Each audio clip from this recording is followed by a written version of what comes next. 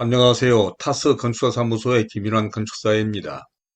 오늘 제가 말씀드릴 주제는 요즘과 같은 어려운 상황에서 어떤 건축이 효율적일까 또는 경매나 공매와 수익형 건축사업 등에 관한 것입니다. 최근 우리나라는 경제 및 건설, 부동산 경기가 침체된 가운데 공사비 조달도 어렵고 특히 분양이나 매매, 임대 등 부동산 상황마저도 그다지 좋지 않은 것 같습니다. 그러나 다행스러운 것은 새 정부가 들어서면서 각종 경기 부양책이나 서울시의 용적률 완화 대책, 특히 최근 불법 및 위반 건축물을 양성화하려는 움직임 등으로 부동산을 비롯한 경기 회복에 대한 움직임도 있는데, 이러한 때 과연 어떤 건축을 어떻게 하는 것이 좋을까 등에 대해서 다음과 같은 5가지 내용으로 설명을 드리고자 합니다. 아무쪼록 임대인 기숙사나 꼬마 빌딩 등 수익형 건축과 경매나 공매에 관심을 가지신 분, 그리고 이런 건축에 투자하시려는 분들에게 도움이 되시길 바라며, 그럼 먼저 말씀을 시작하기 전에 보유하신 땅이나 취득하고자 하는 대지에 대한 기본 설계, 즉 가설계를 해보시기를 원하시거나 또는 경매나 경매, 그리고 위반 건축물 등으로 용도 변경이나 리모델링 등이 필요하신 분은 본 영상 아래 더보기에 적어둔 연락처나 이메일로 연락을 주시면 기본 설계를 해드리겠다는 말씀을 드리면서, 그럼 이제부터는 딱딱한 제 목소리보다 더 부드럽고 듣기 쉬운 목소리로 말씀을 드리도록 하겠으니 양해해 주시기 바랍니다. 그럼 순서에 따라서 첫 번째로 현재 건설 경기와 공사자금 조달 상황으로 먼저 현재 우리가 직면하고 있는 건설 시장의 현실을 살펴보겠습니다. 2023년과 2024년 2년 연속 건설 수주가 감소세를 보인 데다 작년 말 탄핵 정국으로 인하여 전반적으로 건설업계가 어려운 시기를 겪고 있는 것이 사실입니다. 특히 중소규모 건축사업자분들께서는 더욱 어려운 상황에 놓여 있는데, 그것은 공사비 대출 조건이 까다로워진 데다 공사비는 오르는 반면 분양이나 매매도 원활하지 않으며 전세 수요 또한 예전 같지 않아 다세대 주택, 임대형 기숙사, 오피스텔 등 수익형 건물의 건축이 매우 어려운 상황입니다. 하지만 희망적인 소식도 있는데, 건설산업연구원에 따르면 2025년 국내 건설 수주가 전년 대비 2.2% 증가한 210조 원을 기록할 것으로 전망하고 있고, 금리 인하와 주택 정비 사업, 3기, 신도시 추진 등이 회복의 동력이 될 것으로 예상됩니다. 그러면 최근 자금 조달 사정은 어떨까요? 사실 요즘 특히 건축자금 대출 등 자금 조달은 그리 쉽지 않은 현실인데, 그래도 만약 사업을 추진해 보려고 한다면 기존의 1금융권 대출이 어려워진 만큼 제2금융권이나 상호저축은행 등 다양한 금융기관을 적극 활용하는 것도 고려해보면 어떨까 합니다. 또한 정부에서 지원하는 소상공인진흥공단의 대출 프로그램이나 지역별 중소기업 지원센터의 융자 프로그램도 꼼꼼히 살펴보시길 권합니다. 다음 두 번째로 이런 시기에 추천할 만한 건축사업에 관한 것으로, 그렇다면 현재와 같은 어려운 시기에는 어떤 건축사업을 추진하는 것이 좋을까요? 그것은 먼저 신축보다는 기존 건물의 리모델링이나 용도 변경, 증축 등 사업을 추천합니다. 그러니까 신축공사는 공사비가 증가한 데다 설계, 건축허가, 공사, 사업 승인 등 사업기간도 길어 자금 부담 등 리스크가 그만큼 크기 때문입니다. 그러므로 작고 확실한 수익을 낼 수 있는 지역에 낡거나 사용하지 않는 건물의 재활용 사업을 추진하신 것이 현명합니다. 다음으로는 공공부문 프로젝트를 적극 노려보십시오. 민간 부문보다는 공공부문의 투자가 상대적으로 안정적이며 정부에서 추진하는 주택 공급 정책에 발맞춘 사업, 예를 들어 LH주택 매입 사업과 관련한 프로젝트가 보다 안정적일 것이라 생각하며 실제 이런 사업에 눈을 돌리려는 사업자들이 많습니다. 다음으로 틈새 시장을 공략하시는 것으로 임대 수요가 많은 수도권 등 지역을 골라, 예를 들어 1인 가구용 원룸이나 투룸 주거용 건물이나 반려동물, 친화적 주택, 신혼부부를 타겟으로 한 소형 아파트 등 특수한 수요를 겨냥한 차별화된 상품을 개발하시는 것도 어떨까 합니다. 이러한 관점에서 볼 때 가장 주목할 만한 사업 모델이 바로 리모델링, 용도 변경, 증축 등 사업입니다. 신축이 어려운 현 시점에서 리모델링은 매우 매력적인 대안이 될 수 있기 때문입니다. 이제는 세 번째로 리모델링, 용도 변경, 증축 등 사업의 장점과 매매임대 전략으로, 이러한 사업이 왜 현재 시점에서 최적의 선택인지 구체적으로 말씀드려 보겠습니다. 먼저 시장 규모부터 살펴보겠습니다. 현재 국내 리모델링 시장 규모는 30조 원으로 추정되며 2025년에는 37조 원, 2030년에는 44조 원 규모로 성장할 것으로 전망됩니다. 신축 시장이 위축되는 반면 리모델링 시장은 연평균 10% 이상의 높은 성장률을 보이고 있습니다. 이는 사실 우리나라도 이제 개발 시대를 지나 유럽 등 선진국들의 상황과 유사하게 따라가고 있는데, 이런 변화와 함께 특히 인구 감소와 소가족화 등 사회 분위기의 변화 등으로 신축 공사가 줄어드는 것은 어쩌면 당연한 현상일지도 모릅니다. 게다가 이러한 리모델링이나 용도 변경 등 사업의 가장 큰 장점은 상대적으로 적은 초기 투자 비용입니다. 신축 대비 3분의 1 정도 수준의 자금으로도 시작할 수 있으며 공사 기간도 훨씬 짧아 자금 회전율을 높일 수 있어 수익성 측면에서도 그렇고, 신축에 비하여 허가나 사용 승인 등 행정적 절차도 신축보다 복잡하지 않는 등 여러모로 매우 매력적입니다. 이러한 공사는 규모에 따라 다르지만 화장실과 주방만 리모델링하는 기본 단계는 500만 원에서 1000만 원 정도 투자하여 월 임대료를 10만 원에서 20만 원 상승시킬 수 있습니다. 전체 인테리어 리모델링의 경우 2천만 원에서 4천만 원 투자로 월 임대료를 20만 원에서 40만 원까지 더 올릴 수 있습니다. 특히 구조 변경과 증축을 포함한 전면 리모델링의 경우 1억 원 내외의 투자로 30%에서 50%의 높은 수익률을 기대할 수 있는 경우도 봤는데, 리모델링을 통해 지역의 용적률 규제와 상관없이 면적의 30%에서 40%가량을 증축할 수 있다는 점도 큰 매력입니다. 매매 전략 측면에서도 넓고 활용되지 않거나 팔리지 않은 건물을 싸게 매입하여 리모델링이나 용도 변경, 증축 등의 비용을 투자한 후 상당한 순수익을 얻어 심지어 약 30 내지 40%의 수익률을 거두는 사례도 봤습니다.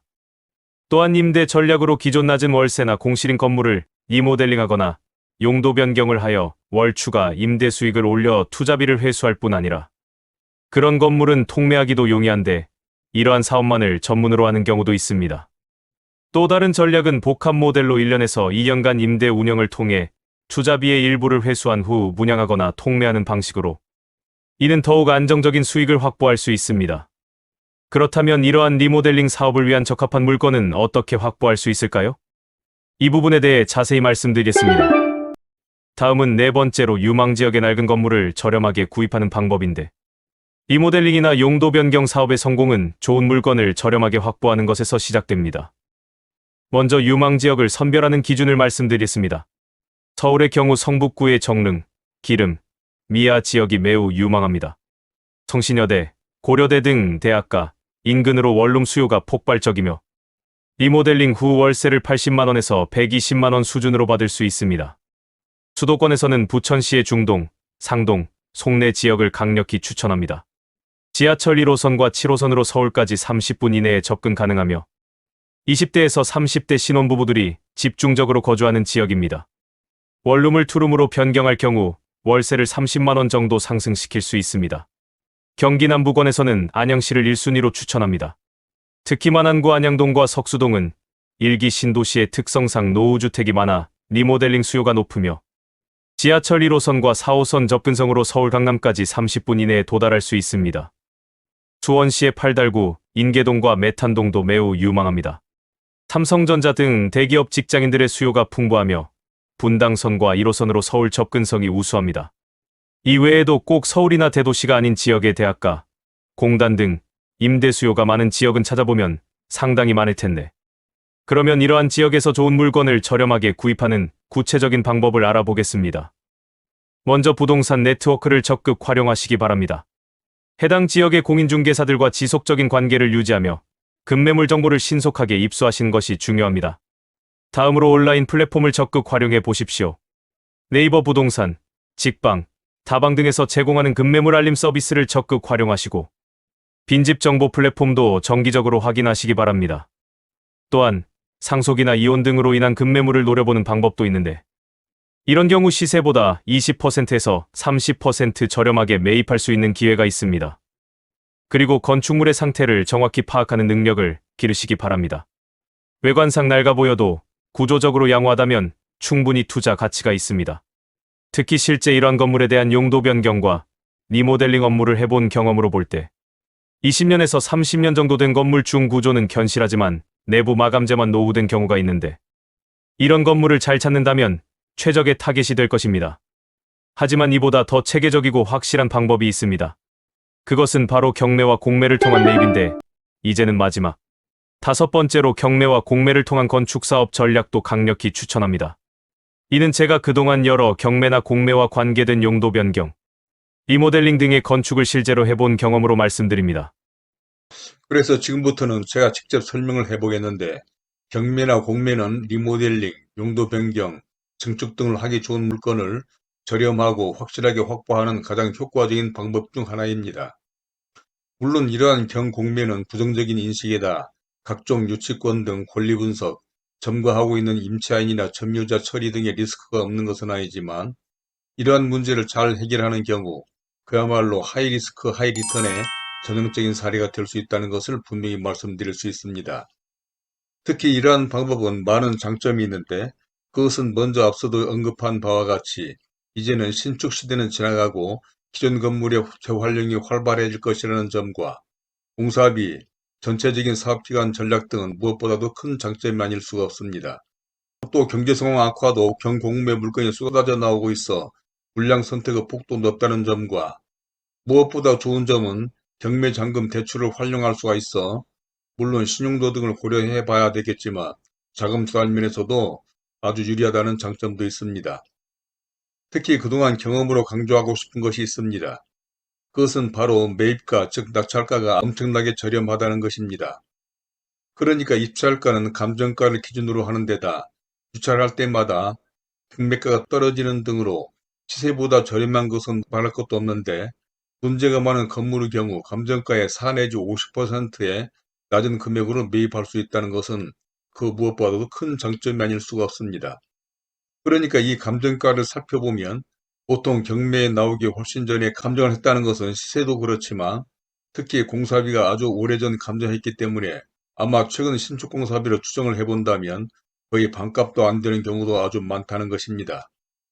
그러니 결국 땅값도 공사비도 건물값도 시세보다 비교할 수 없이 낮은 데다 또 수차례 유찰을 거듭하다 보면 감정가의 거의 50% 내외까지도 내려가는 물건이 많은데, 문제가 많은 건물일수록 더욱 그렇습니다. 예를 들자면 유치권 등 권리 분석 면에서도 그렇지만 특히 불법이나 위법 건물, 미사용 수인 건물 등 건축적으로 문제가 있는 건물은 아무나 범접하지 못하기 때문에 유찰 횟수가 늘어나 낙찰가가 떨어지는데, 이러한 건축적인 문제를 해결할 수만 있다면 이는 하이 리턴의 전형적인 기회가 될 텐데, 사실 이런 문제는 설명할 것이 너무나 많아 다음 영상으로 더 자세하게 설명하는 것이 좋을 것 같습니다. 그러면 이제는 경매 물건을 선별할 때의 요령에 대해서 설명을 드려보도록 하겠습니다. 첫째로, 감정가 대비 75% 이하에서 낙찰 가능한 물건을 선택하도록 하십시오. 이 정도 수준이야 리모델링 비용을 감안하더라도 충분히 수익을 낼 수 있기 때문입니다. 두 번째로는 입찰 전 반드시 현장 답사를 3회 이상 실시하시기 바랍니다. 평일, 주말, 야간에 각각 방문해서 교통 상황, 주변 환경, 소음 정도 등을 종합적으로 파악하십시오. 셋째로는 건축물의 구조적 안전성을 꼼꼼히 점검하는 것도 필요한데, 균열이나 누수, 기울어짐 등이 있는지 확인하고 필요시 전문가의 자문을 받으시기 바랍니다. 넷째로는 리모델링, 증축 등에 대한 인허가 가능성과 불법이나 위법 사항 등을 사전에 확인하셔야 되는데, 이는 건축물 대장과 도시계획 확인원을 검토해서 증축이나 용도 변경이 가능한지 미리 파악을 해야 하는데, 아무래도 이런 부분에 있어서는 전문가의 자문이 필요할 것입니다. 또 중요한 것은 경매 참여 시에는 철저한 자금 계획을 세우시기 바랍니다. 낙찰 후 잔금 납부까지의 기간이 짧기 때문에 브릿지론 등 단기자금 조달 방안을 미리 준비해 두시는 것이 중요합니다. 공매의 경우 경매보다 경쟁이 덜해서 더 저렴하게 매입할 수 있는 경우도 있는데, 특히 LH나 창구자산관리공사에서 나오는 물건들을 주목하시기 바라며, 아무래도 건축과 관련된 경매, 공매에 대해서는 다음 영상에서 더 자세하게 설명을 드리도록 할 테니 다음 영상을 꼭 참고해 보시기 바랍니다. 자, 이제까지 어려운 경제 상황에서 어떤 건축 사업이 효율적일까, 또는 경매나 공매와 수익형 건축 사업 등에 관해서 5가지 내용으로 말씀을 드려봤습니다. 지금은 그 어느 때보다 어려운 시기인 것만은 분명해 보입니다. 그러나 무리하지 않는 수준에서 어려운 시기일수록 남들이 하지 않는 틈새를 찾는 해안이 필요해 보이는데, 그것은 모든 사람들이 위축되었을 때 뭔가를 준비하고 대비하는 것이 오히려 더 사업하기도 쉽고 또 더 많은 수익을 낼 기회도 될 수가 있으며 특히 건축이란 단기간의 사업이 아니기 때문에 이런 때 미리 시작을 해둔다면 호황기에 더 좋은 기회가 될 수도 있을 것입니다. 아무쪼록 오늘 말씀드린 전략들이 여러분들의 사업에 실질적인 도움이 되시길 바라며 혹시 오늘 설명에 대한 의견이나 경험담 등이 있으시면 선플로 남겨주시기 바랍니다. 그러면 이에 대해서 성실히 설명을 해드리도록 하겠고 또 위에서 말씀드린 바와 같이 혹시 보유하신 땅에 대한 기본 설계, 즉 가설계를 해보시길 원하시거나 또 기존 건물이나 경매 등으로 취득한 건물을 용도 변경이나 리모델링, 증축 등이 필요하신 분, 그리고 위반 건축물과 수익형 건물 등의 용도 변경이나 리모델링 등이 필요해서 아래 더보기에 적어둔 연락처나 이메일로 연락을 주시는 분들에게는 이에 따른 기본 설계를 해드리겠다는 말씀을 드리면서 오늘은 이만 줄이도록 하겠습니다.